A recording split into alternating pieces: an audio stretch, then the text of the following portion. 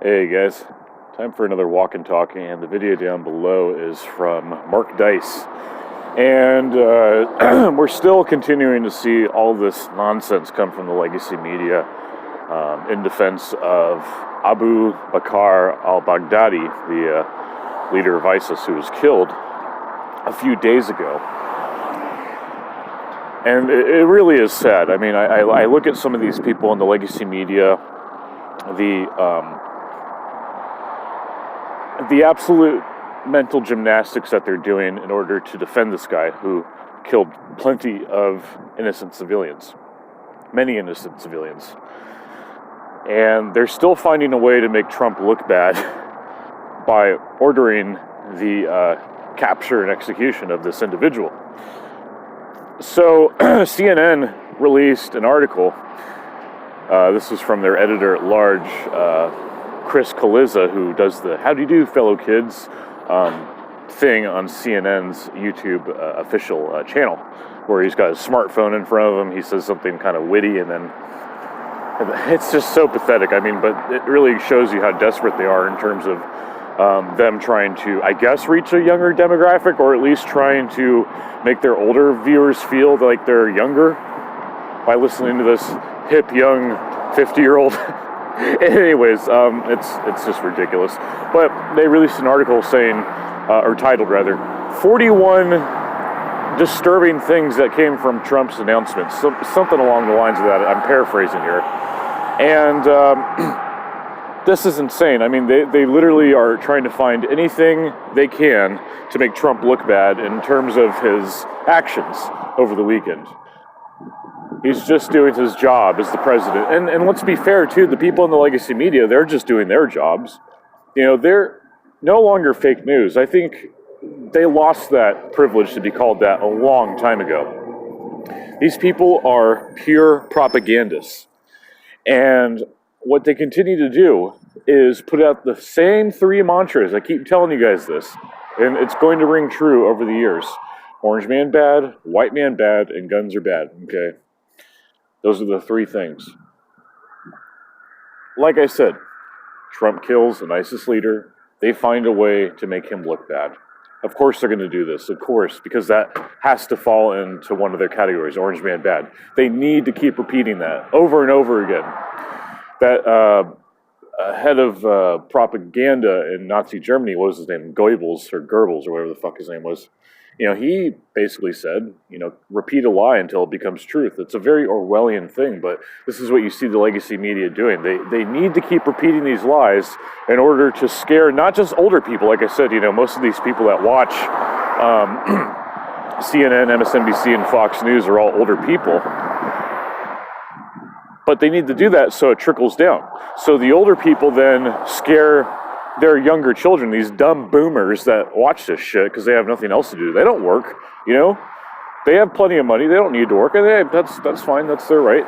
But they just sit at home all day and they watch TV media, the propaganda, and they literally scare their children and their grandchildren into thinking that orange man bad, white man bad, guns are bad, okay?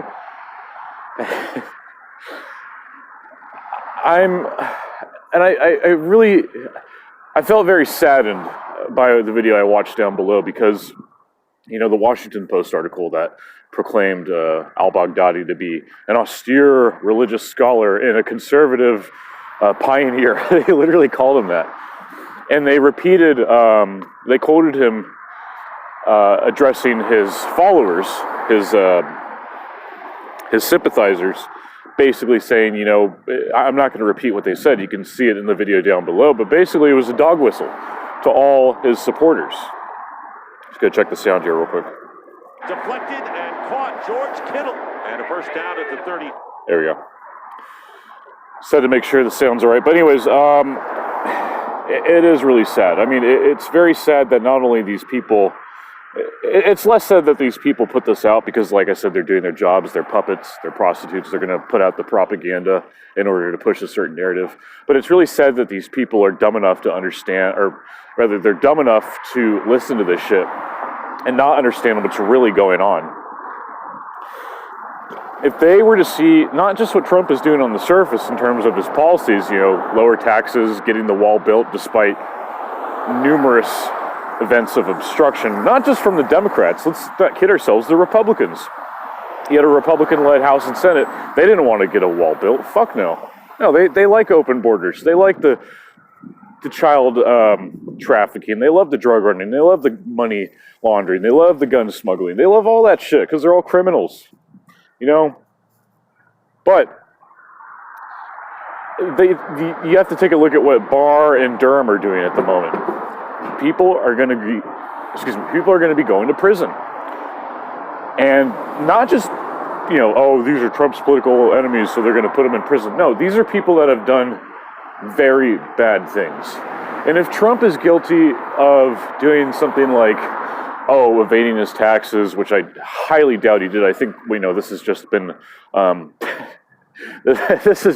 a major punk on the people that are trying to get his tax returns, because they're going to get his tax returns and they're going to find out that he paid more than he needed to. In fact, he'll probably be owed some money from the IRS. And even if he is guilty of that, you look at what these people have done, like No Name and Romney and Flake and Pelosi and Newsom and Feinstein and Hoyer, Cummings, who, rest in piss. Who else? Lewis. All these people. They're all criminals. Corker. Who could forget Corker? Sass. All these people. I mean, Schiff. Most importantly, Schiff. Swalwell. Look, the list goes on, folks. I need not to elaborate further. But if they were to understand, in closing, if they were to understand what Trump is doing, if they were to see that what he's doing is actually good for the country and good for society as a whole, like around the world, and they will see it. But if they were to see it at this moment, I don't know. I don't know if they would be able to see the positive in it, because I think they would still be stuck in that mindset of Orange Man bad. Okay, Orange Man bad, he did all these great things, but still Orange Man bad. If Obama did all these things, if Obama was draining the swamp, I think they would definitely have a different mindset, because white man bad and Orange Man bad. So Donald Trump falls under both of those, apparently. Donald Blump. So I think that these people, they're gonna see the propaganda. They're gonna find a way to do these incredible mental gymnastics and say, well, I guess al-Baghdadi wasn't such a bad guy. He was an austere religious scholar. And I know this because the Washington Post tells me so. And it's really sad that so many people are, and when I say so many people, I don't mean a majority of the country. I just mean a lot of people here in California. I mean, look, I'm in Santa Cruz, California.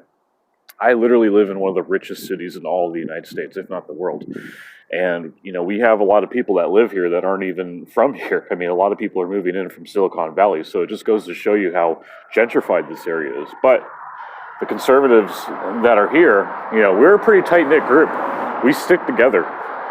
And we understand what's going on, and I think the other, maybe some of these people understand what's going on, but like I said, they're just too stupid. They're too corrupt. They look at it, they just say orange man bad, white man bad. So we're going to go ahead and continue listening to those that say that thing. It's a total landslide effect or snowball effect, and it's very sad. It really is. Anyways, had to go in that rant. Guys, thank you so much for watching. God bless. It's my one-day weekend. I'm going to go play some baseball. I'm going to try and get some of my buddies to videotape me taking batting practice again. So hopefully that happens, and I will see you later.